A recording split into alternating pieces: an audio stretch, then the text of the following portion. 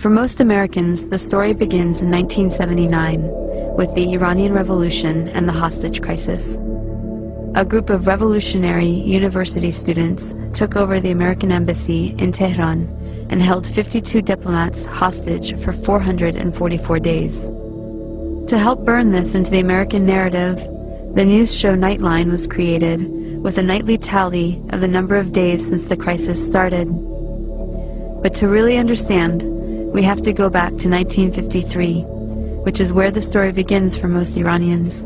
This was the year that the US overthrew Iran's democracy and installed the Shah, a pro-US dictator. In 1951, Dr. Mohammad Mossadegh was the first elected official who was appointed as Prime Minister of Iran by popular demand. He saw that the wealth needed to build Iran was leaving the country because over the past 50 years its vast oil reserves were under British control at the hands of the Anglo-Iranian Oil Company, later to become BP, or British Petroleum. So Mossadegh became hugely popular for nationalizing the oil industry and taking back the oil. Hugely popular at home, but quite unpopular with the British government. Britain took Iran to the World Court over the matter and lost. They tried to hit Iran's economy by blockading the Gulf and halting trade. They tried to convince the US to assist with regime change, but then President Truman was not interested. However, when US President Eisenhower took office in 1953, Britain was able to persuade him under the Cold War pretext that Mossadegh relied on Iran's Communist Party for power. The newly formed CIA was sent to engineer a coup, codenamed Operation Ajax. Iran's monarch, the Shah, returned to power. He had previously been weakened by the new parliament, a short democratic experiment designed to limit his powers. After 1953, he returned fully backed by UK and US power, and the oil was soon flowing under control of Britain, America, the Netherlands, and France. The Shah became increasingly arrogant, opulent, and autocratic over his 25-year rule. He instilled fear in the population with a secret police known as Savak, created by the American CIA and Israeli Mossad, that tortured and imprisoned those who dared to dissent. He crushed all political opposition. Troops were sent to massacre demonstrators. He pushed a white revolution to modernize and westernize the country, giving women the right to vote and other reforms. But ultimately, he served the elites and created a huge economic gap for the poor masses. Powerful religious leaders saw that he was forcibly trying to rid Iran of Islam in a country that was 90% Muslim. One of the Shah's leading critics, Ayatollah Ruhollah Khomeini, was arrested and imprisoned for 18 months. After his release in 1964, Khomeini was sent into exile for 14 years. From abroad, he continued his anti-US, anti-Shah campaign through sermons on cassette tapes that made their way back into Iran and circulated as people copied and shared them. By the end of the 1970s, things had gotten so bad that major protests and the violence that followed were becoming a regular occurrence. The Shah declared martial law and banned demonstrations. This resulted in a huge protest and a general strike that shut down the economy. Soon over 2 million people flooded a public square in Tehran, demanding to remove the Shah and for Khomeini to return, and that is exactly what happened. One important thing to note is that the CIA orchestrated the 1953 coup out of the very same American embassy in Tehran that was later the site of the hostage crisis, right after the Shah was overthrown by popular revolution in 1979. The students were convinced that once again the US had plans to overthrow their revolution. In fact, US President Carter did send a NATO general to instigate a military coup, but it failed. Iran and the US had an extradition treaty in force that obligated the Carter administration to return the Shah to Iran as an indicted criminal. The students had 4 demands. Return the Shah to Iran for trial. He had been accepted into America for medical treatment. Return the Shah's wealth to the Iranian people. A promise from the US not to interfere in Iran's affairs in the future. And an apology and admission of guilt by the US for its past actions in Iran. The apology never came, but 20 years later, Secretary of State Madeleine Albright did acknowledge the U.S. role in Mossadegh's overthrow. So Khomeini took power in 1979 and instituted a government under Islamic law.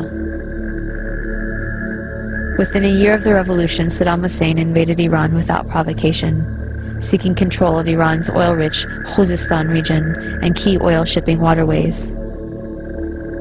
The resulting Iran-Iraq War from 1980 to 1988 was the longest and one of the most devastating conventional wars of the century.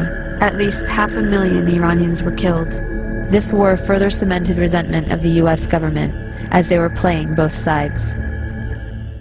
On one hand, they were supporting Iraq, providing money, technology, and intelligence, including satellite photography, to help Iraqi bombing raids.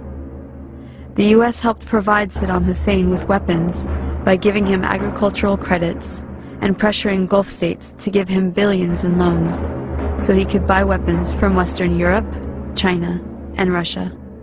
The U.S. Department of Commerce issued licenses to export materials for Iraq's weapons of mass destruction program. The U.S. continued its support even after learning that Iraq was using chemical weapons against Iran, not to mention against its own citizens, to stop an uprising of Kurdish separatists. But the imperialist tradition also called for maintaining regional balance of power. So the U.S. also armed Iran, not letting any one regional power get secure enough to dominate or to ally with its neighbors to challenge U.S. hegemony. In this case, it came in the form of the Iran-Contra scandal. U.S. President Reagan needed money to fund an unjustified war against Nicaragua, but was forbidden to do so by Congress. So U.S. arms were illegally sold to Iran through Israel and South Africa, and the proceeds went to the Nicaraguan Contras. This allowed Reagan to get around Congress to support a campaign of kidnap, rape, torture, and murder for which the U.S. was convicted by the World Court for unlawful use of force. In other words, state-sponsored international terrorism. The ruling was ignored. Khomeini died in 1989, shortly after the war ended. He promised democracy, but essentially had become the next dictator. Although he improved literacy and much-needed health care for the masses, he also imposed censorship, violently crushed political dissent, and attacked women's rights.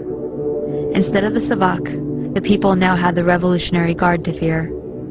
Since then, Iran has been an oppressive theocracy. Khomeini was replaced by Khamenei, who remains supreme leader to this day. As a test of fairness, we might imagine that Iran invaded and occupied Canada and Mexico, and had aircraft carriers sitting in the Caribbean. Imagine then if Iran had the power to label the U.S. the axis of evil and cut us off from the rest of the world, and then threaten to attack us if we didn't stop generating nuclear power. What if Iran had overthrown the U.S. government 50 years ago and installed a dictator friendly to Iranian interests, who kept it in power for 25 years? At that point, imagine that Christian fundamentalists, who currently represent about a third of the U.S., took power and began ruling under church law, followed by an unprovoked invasion by Canada, supported by Iran and ignored by the UN, in which it nearly destroyed the US. Would it be possible to imagine Iran as liberators? Would Iran be justified in attacking if the US government helped Christian fundamentalists in Canada to take up resistance? Would it be justified to hate and fear all Christians because of the ones that took and abused power in this context? This is not about good guys and bad guys. Both the American and Iranian governments are working against the interests of the people. But the deadly game of chicken was begun by the U.S., and the U.S. has the power to end it. We should look at our current policies and actions against Iran, look at some better options, and figure out a way to change the minds of the people running our government and prevent another criminal enterprise that will cost many more lives. It has been done in the past, and if people take action, it can be done again.